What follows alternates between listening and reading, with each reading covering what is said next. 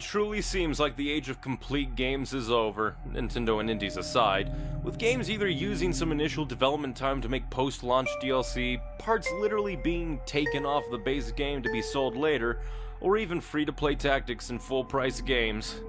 2017 is somehow one of the best and worst years for video games. I don't know how, but a simple indie game like Night in the Woods has shined far brighter than most games this year for me. But I think we can find out why. Gaming's going down a dark path, so let's try and narrow down exactly where we went wrong.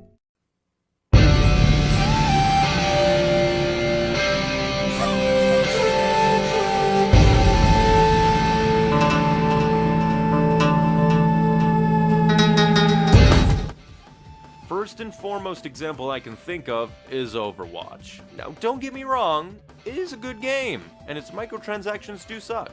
But compared to what we face now, they are very forgivable. They annoyed me when I played Overwatch all those months ago. I haven't even touched it that much since last year, because the atmosphere of the game slowly became enveloped in loot boxes.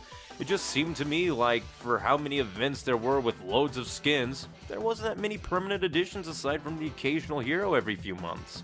What drove me away nigh completely was when they had 2 manufactured events back to back with the same "get these skins before they're gone" mentality that I hated so much. But that's for another time.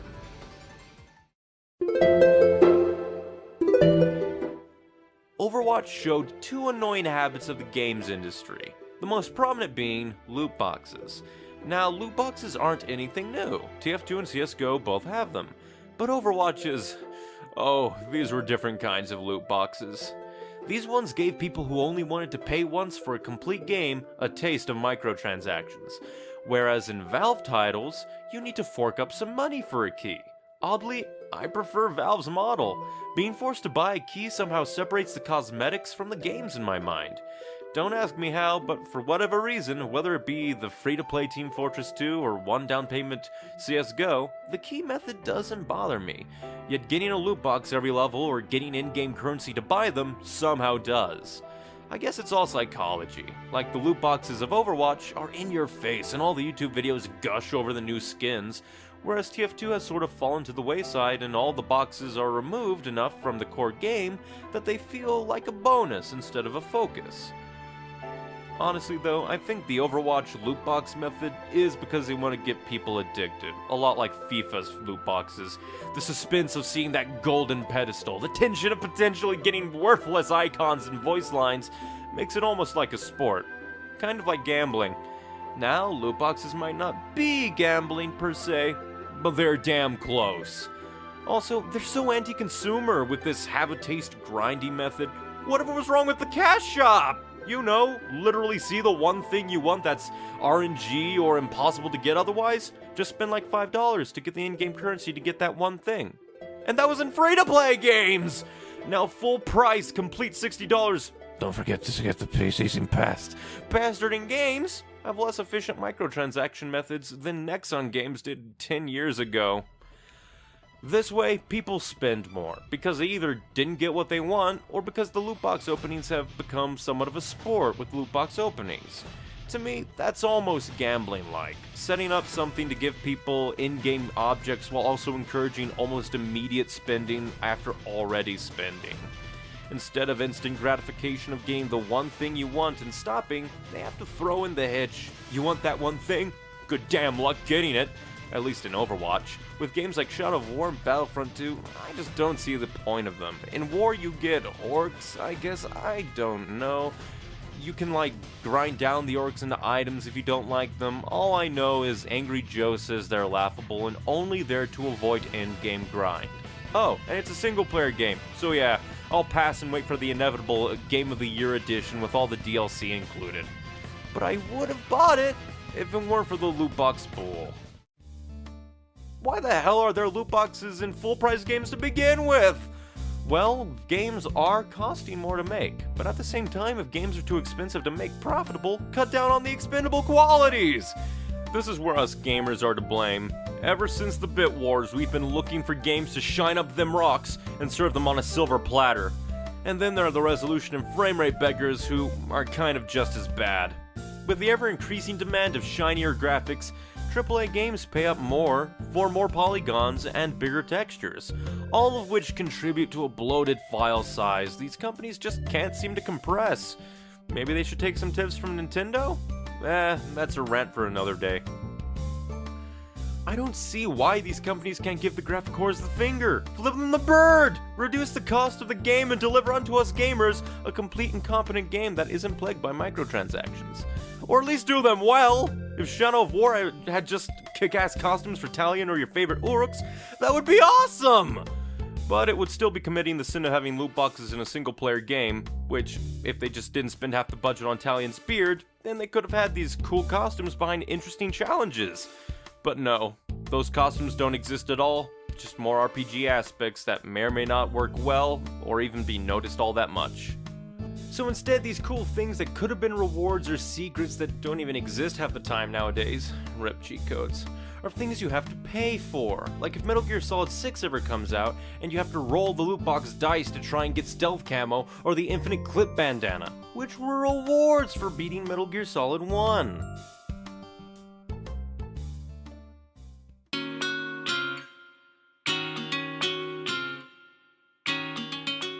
But the worst part about these full-priced lotto box opening simulators are, I will always be questioning if something is the way it is due to the loot boxes.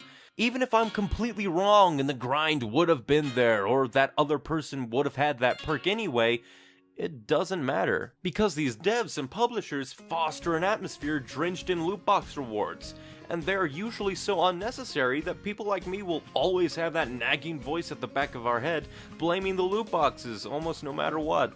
It's that psychology I mentioned. You have to make the base game feel complete without loot boxes or additional payments, or else they'll plague the players who rightfully expect a full, unaffected experience. Before I go on though, sounding like a DLC-hating cult member, let's take a moment or two to actually dissect different types of DLCs or microtransactions and see where they really belong. Well, if my ranting hasn't tipped you off, they don't belong in single-player games! Single-player games are meant to be contained experiences, and unless they screwed up massively, it should ship as the original vision intends.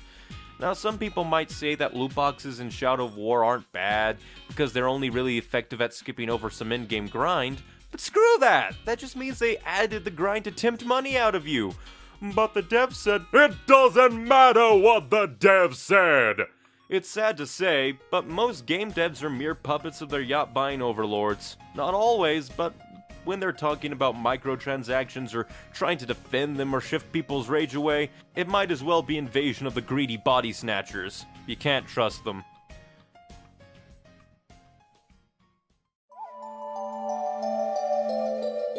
This can apply to multiplayer as well, but either the grind is the intended way to play, and therefore the loot boxes shouldn't be there because they mess with the intended vision, or the grind was added due to the loot boxes, and therefore shouldn't be there. It's a cop-out either way, and it's either there only to line the pockets of the big publishers, or only there to help the lazy people by screwing over the intended pacing. Now, some might say they're so busy they don't have that much time to play, and spending money to skip over the grind is their only way to do so reasonably. But there are huge flaws with that argument. First off, I imagine that these busy gamers who are too busy to game don't play games like Shadow of War that often, mainly due to its open world nature and inherent grind. They choose shorter, more linear games like Sonic Generations, Mega Man, Pikmin, maybe some Resident Evil games, you know what I'm getting at. Essentially, open-world games and RPG games are more strung along, with some fluff here and there that extends playtime, so more linear games are typically the choice of busy gamers who want to finish games. But what if they liked Shadow of War? If they do, they probably only do select side quests in the main story to save time and really aren't the types to do that kind of endgame. They'd instead move on to another game. But what if these busy gamers really like Shadow of War? Then they take the grind because it's more game to play! In fact, that's a huge backhanded remark, isn't it? Shouldn't we want to play more of the game? They're basically admitting that the core game is kind of crap. Why would you want to play more of the game when you can pay to skip the extended periods of normal gameplay? Either the grind is more game to play and is fun, just a bit more tedious, or it's an obstacle done for all the wrong reasons. pretty soon, you'll be playing Dark Souls 3, getting your ass beat by the final boss, and there'll be a little text at the bottom of the screen saying, "Hey, skip this stupid gameplay shit. For just $5, you too can say you beat Dark Souls 3! Now, we've decided that loot boxes need to get out of the town of Single-Playersville. But what about the metropolis of Multiplayer-burg? Honestly, there it makes sense. Multiplayer games make sense to have a more permanent cash flow. That's why WoW uses a subscription service, as maintaining servers and constantly updating a game takes money, so loot boxes make sense. At least until Battlefront decided to throw gameplay-affecting elements in there. Again, destroying the vision for cash and claiming it to be part of the original vision. But really, aside from that, it isn't really the microtransaction that's flawed, but how they're used, at least until full-priced games force you to wait to play or pay up to continue.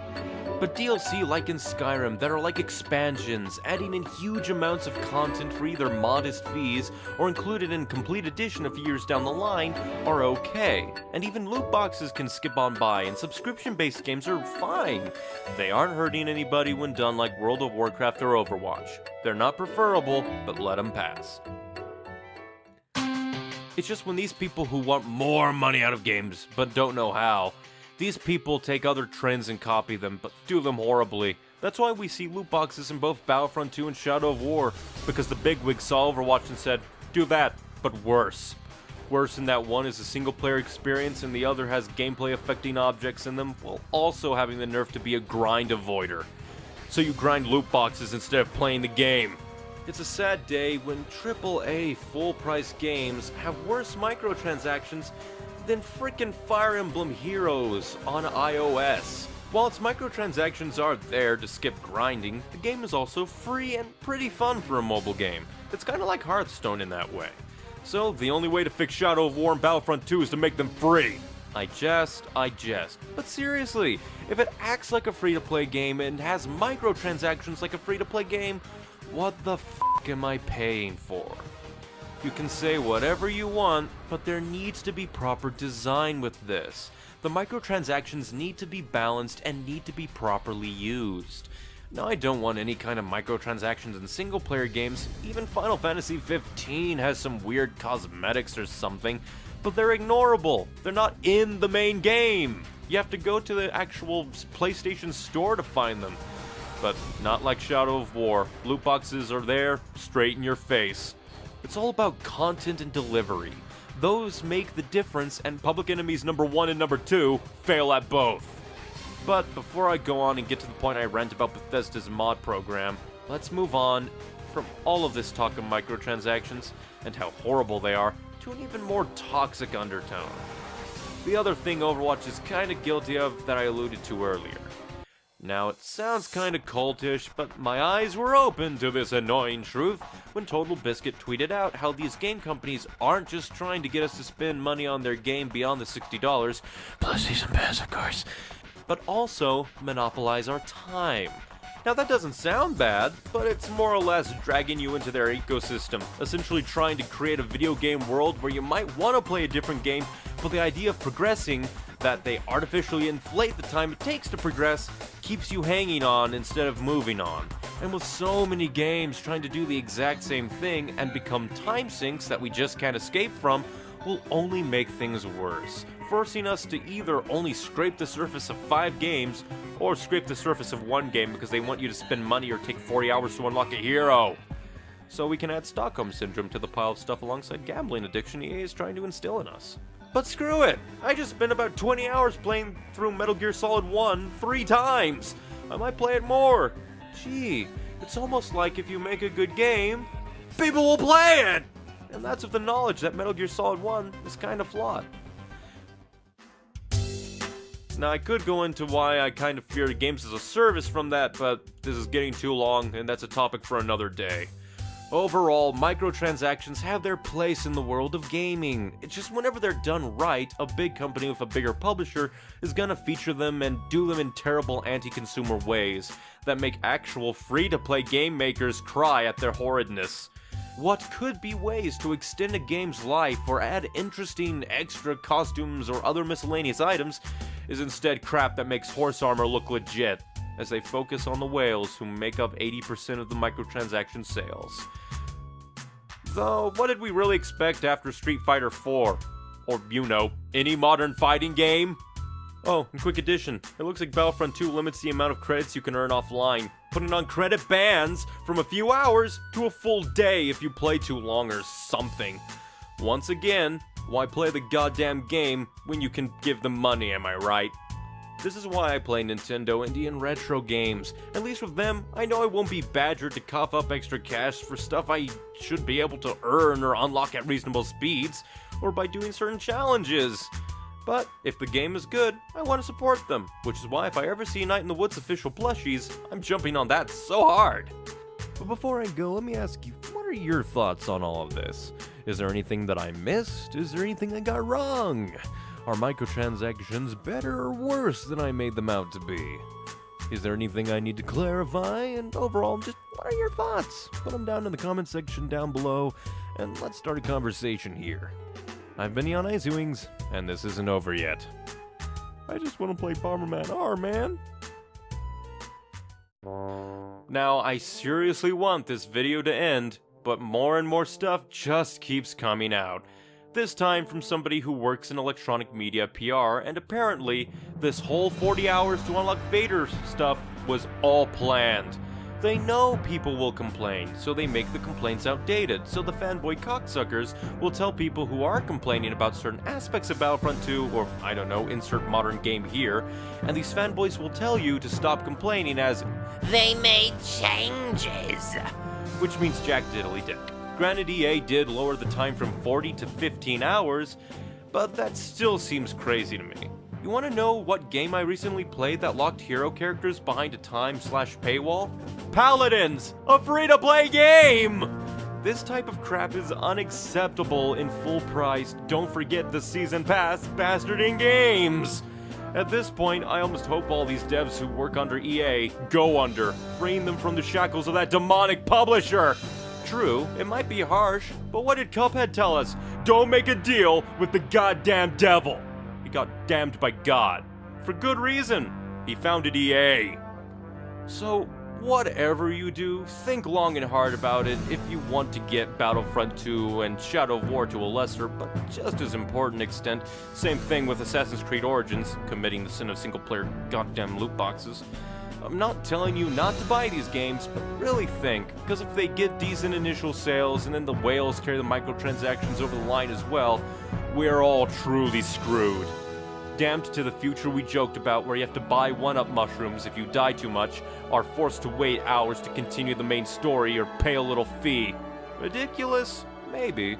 But if you told me loot boxes would be in single-player games, I wouldn't have believed it. And yet here we are, complete with cocksuckers defending the undefendable. You can try to explain why they exist and why they work, but the moment you try to defend them, you're just sucking the cock of a publisher who won't even kiss you goodnight. Kind of like the people who defend Nintendo's more stupid decisions. But this is going on too long, and the moron train is just gonna keep rolling. From refund buttons not even being there in the first place, to that one asshole in every Twitter thread legitimately saying, they made changes! Like they're actually getting something out of defending it. So I'm cutting my losses and cutting off from the situation that really won't change anything.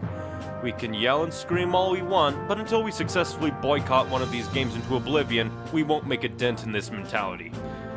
But I'm leaving now. I've been Neon Icy Wings, and say it with me, everybody. Fuck EA. Blizzard's got the right idea, and I think I do too. I'm gonna go play Bomberman R on the Switch. Sounds like they fixed a lot of problems since I last played. EA turned off Battlefront 2's microtransactions, and will probably bring them back later. Quit adding on to the fire. I want to finish this. And now, on Icy Wings Theater, we are going to put on a dramatic reenactment of the phone call between Disney and EA. Except it wasn't a phone call at all.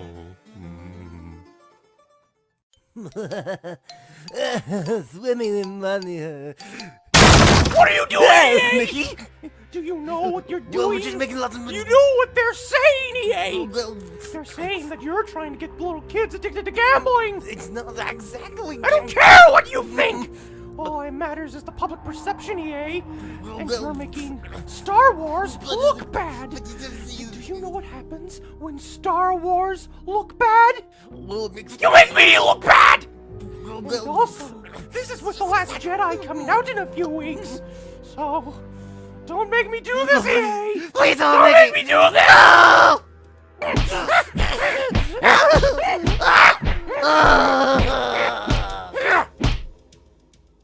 Now I hope that you learned your lesson, EA, because I'm going to not show any mercy next time! Alright? Good. Son of a bitch.